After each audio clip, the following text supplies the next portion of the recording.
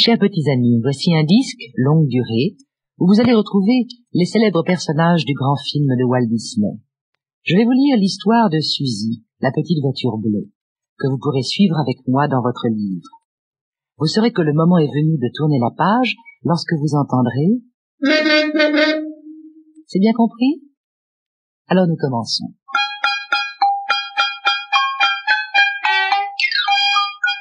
Je vais vous raconter aujourd'hui la belle histoire de Suzy. Suzy n'est pas, comme vous pourriez le croire, une jeune fille, non. Suzy est une jolie petite voiture bleue qui attend, patiemment, dans la vitrine d'un marchand d'auto, que quelqu'un vienne l'acheter. Un jour, enfin, on voit arriver un jeune homme qui semble très intéressé. C'est un gentil garçon qui pense que Suzy serait la voiture idéale pour le conduire à son travail. En quelques heures, l'affaire est conclue.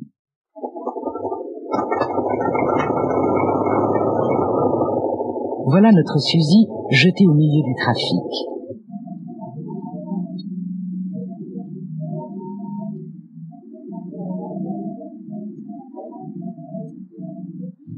Les embouteillages l'effraient d'abord un peu, mais Suzy, malgré tout, s'y habitue, et bientôt ne se laisse plus impressionner par l'agitation de la rue. Elle aime la compagnie des autres voitures garées à ses côtés pendant que son propriétaire est au travail. Mais la plupart des grosses voitures, qui sont déjà très liées entre elles, ne semblent pas disposées à accepter Suzy dans leur clan. Elles l'ignorent totalement et refusent même toute conversation avec notre petite amie. Quand le soir arrive, Suzy trouve qu'il fait bon rester à la maison dans son joli garage après une dure journée de travail et de circulation. Elle en profite pour se détendre et même pour paresser un peu.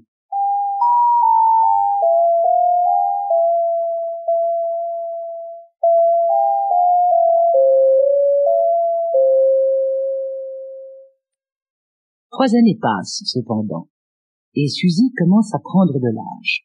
Elle montre de nombreux signes de faiblesse. Ses belles couleurs deviennent ternes et son carburateur tout saute et crachote le matin.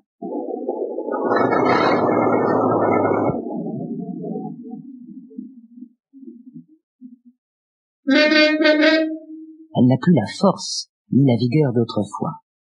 Un jour, sans raison apparente, épuisée, elle s'arrête brusquement devant un tramway et bloque la circulation. Le tramway est furieux. Après maints efforts, Suzy peut repartir et tourner au coin de la rue. Son moteur, cependant, s'essouffle sérieusement. Le jeune homme conduit Suzy chez un mécanicien qui la trouve en très mauvais état et conseille une révision complète. « Inutile, répond le jeune homme ingrat. J'ai besoin d'une nouvelle voiture, celle-ci ne me convient plus. » Suzy, sans savoir ce qui lui arrive exactement, se retrouve chez un marchand de voitures d'occasion. Une voix antipathique explique aux visiteurs les merveilleuses affaires que sont ces vieilles automobiles. Un soir, un inconnu achète la petite voiture pour une somme modique. Hélas, le nouveau propriétaire de Suzy se désintéresse complètement de sa voiture. Il l'expose sans pitié au froid et aux intempéries. Très vite, les pare-chocs sont rouillés et enfoncés et les pneus dégonflés. Les contraventions, par ailleurs, s'entassent sur le pare-brise. Suzy se sent sale et abandonnée.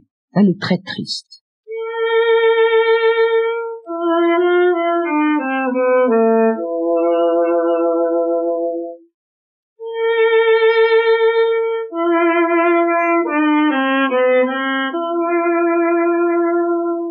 Et puis voilà qu'une nuit, Suzy est volée par un jeune voyou et se retrouve cachée sous un pont à l'abri des rondes de police.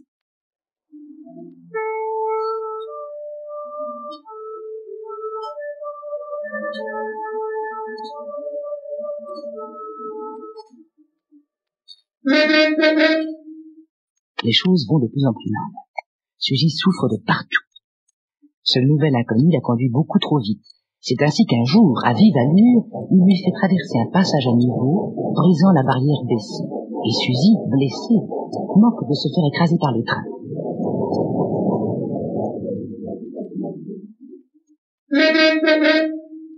Poursuivant sa course folle et toujours conduite à fond de train, elle dérape sur la chaussée mouillée et traverse un carrefour où le feu est au rouge. Suzy essaie de bloquer ses freins, la seule chose à ne pas faire par temps humide. Elle glisse et tourne sur elle-même, comme une folle, jusqu'à l'issue fatale. Elle s'écrase contre l'avant d'un tramway, et c'est la fin. Elle n'est plus qu'une vieille voiture cabossée et écrasée de partout. Et les vieilles voitures n'appartiennent qu'à la décharge publique. C'est là qu'elle échoue, parmi d'autres vieilles choses abandonnées. La pluie ne cesse de tomber, elle se transforme très vite en neige épaisse, et l'hiver s'installe, pour un très long moment. Mais il arrive aussi que l'hiver se termine, et après une période qui parut à Suzy une éternité, le printemps enfin renaît. Le soleil apparaît et les oiseaux reprennent leur joyeux gazouillis.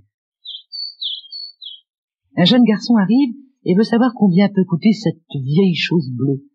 Il n'a pas beaucoup d'argent, mais le gardien de la décharge lui cède une Suzy toute démantibulée pour presque rien. Le garçon et ses amis se mettent tout de suite à l'œuvre. Ils démontent entièrement la petite auto, remplacent les pièces usées, mettent de nouvelles roues, toutes neuves, ils la poncent, la graissent, la bichonnent sur toutes ses faces et terminent par une luxueuse couche de peinture.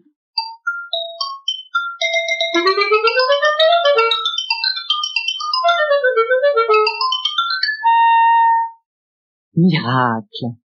Après beaucoup de travail et un peu d'amour, le moteur, remis à neuf, vrombit de nouveau.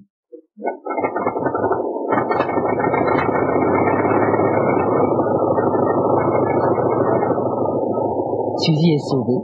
La vie recommence pour elle, pleine de jeunesse et de santé. Brave petite Suzy. À moi la grande route, pense-t-elle, car elle se sent 50 000 kilomètres de moins.